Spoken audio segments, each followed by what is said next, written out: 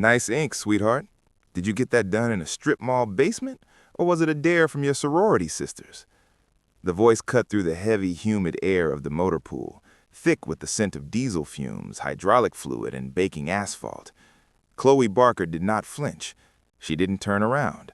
She kept her eyes fixed on the undercarriage of the up-armored MRAP, her clipboard steady in her hand.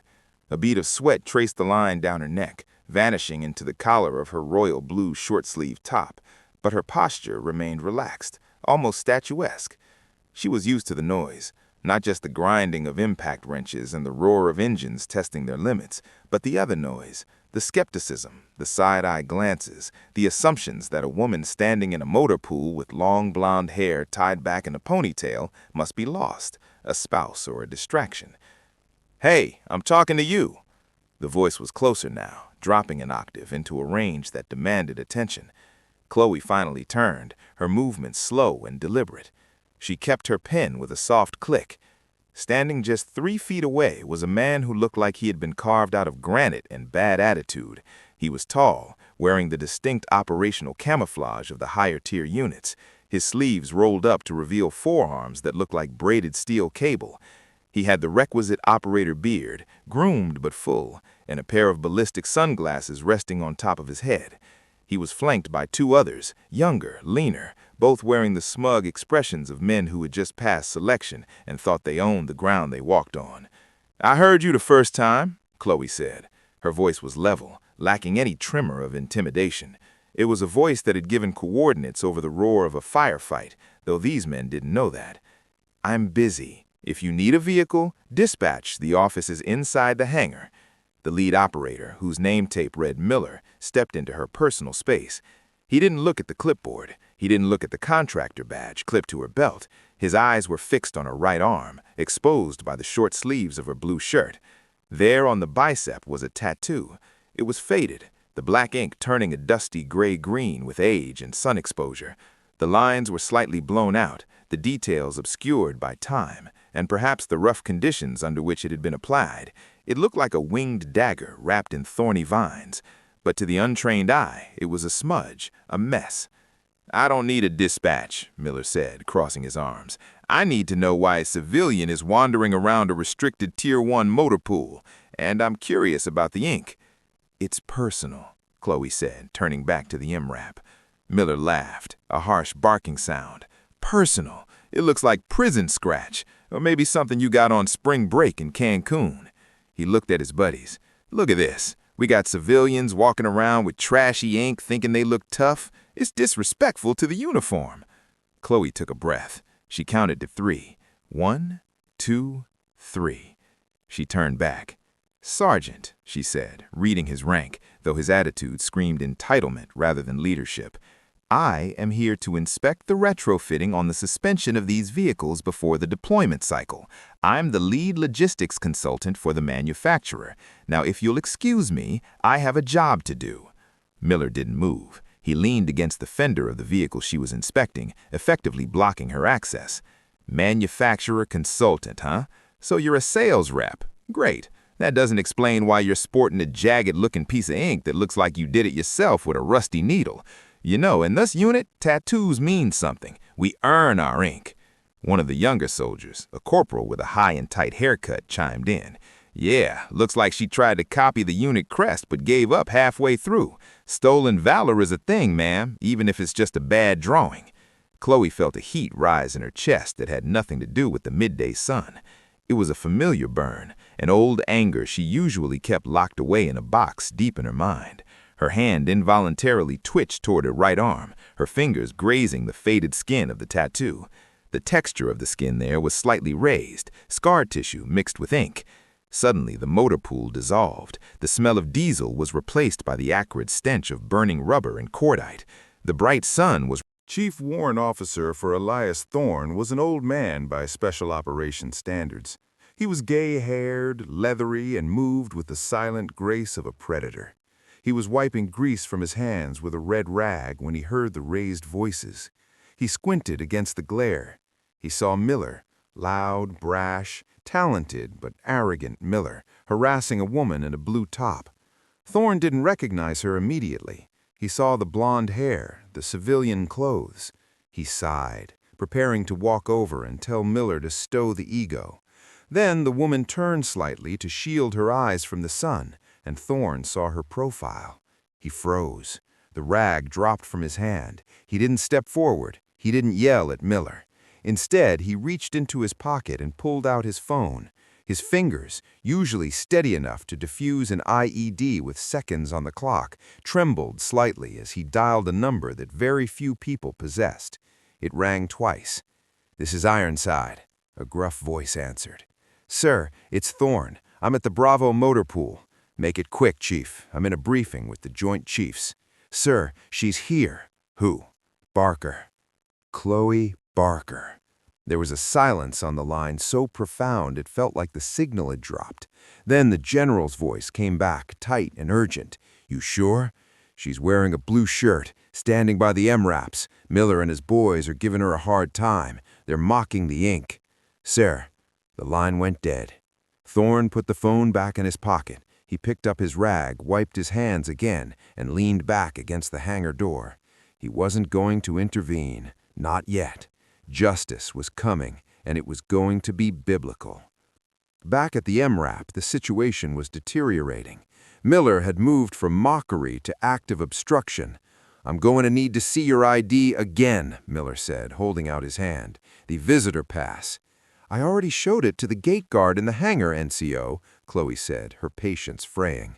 "Well, I'm the NCOIC of this detail, and I say I need to verify it. And frankly, I think it might be fake, just like that tattoo." He snatched the clipboard from her hand. Chloe didn't flinch, but her hands balled into fists at her sides. "Give it back," she said quietly. "Or what?" Miller sneered. "You're going to call corporate? You're going to file a complaint? Go ahead. I'm Delta. Complaints slide off me like rain. You're in the presence of the elite, sweetheart. You should be showing a little respect instead of flaunting your bad life choices." He tossed the clipboard onto the hood of the MRAP with a loud clatter. Papers fluttered. "You're right," Chloe said. Her voice changed. It wasn't the voice of a consultant anymore. It was the voice of someone who had commanded respect in places where respect was bought with blood. "I am in the presence of the elite, but I'm having a hard time finding them right now. All I see is a boy with a beard who thinks kindness is weakness." Miller's face reddened. "What did you say to me?" "I said you're undisciplined," Chloe said, stepping forward, invading his space this time. "You're focusing on a civilian's appearance instead of the suspension torque specs on a vehicle that is supposed to carry your team through an ambush. You're arrogant, and you have no idea what you're looking at." Miller looked like he was about to explode. He took a step back, hand twitching near his belt, not for a weapon, but in a gesture of aggression. "Get off my flight line," he spat, "now, before I have MPs drag you out and cover that garbage on your arm. It's a disgrace to everyone who actually served." The air in the motor pool seemed to vibrate. The other mechanics had stopped working. The silence was heavy, suffocating. Then a sound broke the tension. It was the low, rhythmic thrum of engines, not the tactical hum of a Humvee, but the purr of high-end government SUVs. 3 black Suburbans tore around the corner of the hangar, tires kicking up gravel. They moved with a speed and precision that signaled a high V target or a high-ranking officer. They didn't slow down until they were practically on top of the group. The lead vehicle screeched to a halt 10 feet from where Miller stood. The doors flew open before the wheels had fully turning. Miller spun around, confusion replacing his anger. This wasn't standard procedure. 2 MPs in full tactical gear stepped out of the first vehicle, scanning the perimeter. From the second vehicle, a captain jumped out, holding the door open. But it was the man who emerged from the back seat that sucked the oxygen out of the motor pool. He was a mountain of a man, wearing the operational camouflage. He stepped forward into the absolute shock of everyone present, pulled the woman in the blue shirt into a crushing bear hug. It wasn't a polite diplomatic embrace. It was the desperate clinging hug of 2 people who had survived the end of the world together. Chloe buried her face in the general's shoulder, her hands gripping the fabric of his uniform. "I thought you were gone." the general whispered loud enough for Miller to hear. "When the birds went down in the valley, the report said no survivors." "I walked out," Chloe whispered back, pulling away. "Took me 3 weeks, but I walked out." The general held her at arm's length, scanning her face, looking for the scars of that journey. Then his eyes drifted down to her right arm, to the royal blue sleeve, to the faded gray-green tattoo that Miller had mocked. He reached out and touched it gently with his thumb. "The Valkyrie," he said softly. "The broken Valkyrie," she corrected. The general nodded. He turned slowly, his demeanor shifting from emotional reunion to cold, hard command. He faced Miller. The sergeant was sweating profusely now. "Sir, I didn't know." "Didn't know what, Sergeant?" The general's voice was deadly quiet. "I didn't know she was a friend of yours, sir." "A friend?" The general laughed, but there was no humor in it. It was a terrifying sound. "You think this is about nepotism? You think because she knows a general she gets a pass?" "No, sir, I just—" "You mocked her," the general interrupted. "My chief warrant officer tells me you mocked her ink. You called it prison scratch. You called it a disgrace." Miller swallowed hard. "It looks unrefined, sir. I was just enforcing standards." "Standards?" the general repeated. He began to unbutton the cuff of his right sleeve. He rolled the fabric up past his wrist, past his forearm, up to his bicep. "Look, Sergeant." Miller looked. There on the general's massive arm was a tattoo. It was identical to Chloe's. The same winged dagger, the same thorny vines, the same faded, blown-out gray-green ink. It looked like it had been done with a sewing needle in soot in a cave, because it had. Miller's eyes widened. He looked from the general's arm to Chloe's arm, and the realization hit him like a sledgehammer. "This isn't prison scratch, son," the general said, his voice booming across the motor pool, so every mechanic, every driver, every soldier could hear. "This is the mark of Task Force Valkyrie." Miller whispered. "Task Force Valkyrie? That's a myth." "It was a suicide mission," the general corrected. 12 years ago, the PC Valley. We were cut off, surrounded by 300 insurgents, no air support, no extraction. We were out of ammo, out of water, and out of time. The general gestured to Chloe. "This woman, this civilian you just tried to kick off your flight line, she wasn't a logistics consultant then. She was the cultural support team specialist attached to my unit. When our comms officer took a round to the throat, she took the radio. When our medic went down, she packed wounds. And when we ran out of bullets, she picked up a rifle."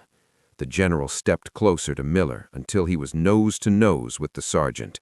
"We were trapped in a cave for 6 days. We thought we were dead men walking, so we made a pact. We used a sewing needle from a survival kit and ink made from burning plastic and MRE wrappers.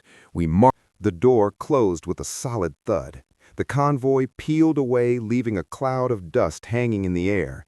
Miller stood alone in the center of the motor pool. The silence was absolute. The younger soldiers stepped away from him, distancing themselves from the blast radius of his career. Across the tarmac, Chief Warrant Officer Thorne watched the SUVs disappear. He put his phone away, picked up a wrench, and went back to work. The lesson had been delivered. The fallout was swift, but quiet. That is the way of the special operations community. There were no public court-martials, no press releases, but the roster changed. Sergeant Miller was reassigned to a training battalion far away from the tip of the spear, where he would spend the next 3 years teaching basic land navigation to privates. He was stripped of his team leader status. But the real change happened in the culture of the motor pool. 3 weeks later, Chloe returned. She was wearing the same royal blue shirt. She walked into the hangar, her clipboard in hand. The atmosphere was different. As she walked past the bays, heads turned, but not with disdain. Tools were set down. Men and women in uniform stood a little straighter. A young corporal, one of the ones who had been with Miller that day, stepped into her path. Chloe paused, bracing herself for another confrontation. "Ma'am," the corporal said, He looked nervous. "Yes, Corporal." He hesitated, then snapped to attention and rendered a sharp, crisp salute. "The suspension on the MRAP, the one you flagged, we pulled it apart. The strut was sheared halfway through. We wouldn't have seen it until it snapped on the road." Chloe softened. She returned the salute, though she wasn't required to. "Good catch, Corporal." "Thank you, ma'am, and sorry about before." Chloe nodded. "Just do the work, Corporal. The standard is the standard." She walked past him, deeper into the hangar. She stopped at a workbench to check a schematic. As she leaned forward, the sleeve of her blue shirt rode up, exposing the faded, jagged tattoo. A female private walking by with a tire iron stopped. She looked at the tattoo. She didn't sneer, she didn't laugh. She looked at it with wide eyes, recognizing the shape not as a mistake, but as a legend. "Cool ink, ma'am," the private whispered. Chloe looked down at the Valkyrie. She remembered the cave. She remembered the general's hand shaking as he held the needle. She remembered the promise. "Thank you," Chloe said, touching the ink. "It cost a lot." She went back to work, the sound of the motor pool rising around her. Not a noise of exclusion, but the hum of a machine that was finally running right. We share these stories not just to entertain, but to remind us all that valor doesn't always wear a uniform, and heroism doesn't always look like a movie poster. Sometimes it looks like a woman in a blue shirt with a faded tattoo, making sure the trucks are safe for the next generation. If you believe in honoring every veteran's story, hit that like button and share this video. Subscribe to She Chose Valor for more stories of women who served, sacrificed, and survived. Until next time, keep your standards.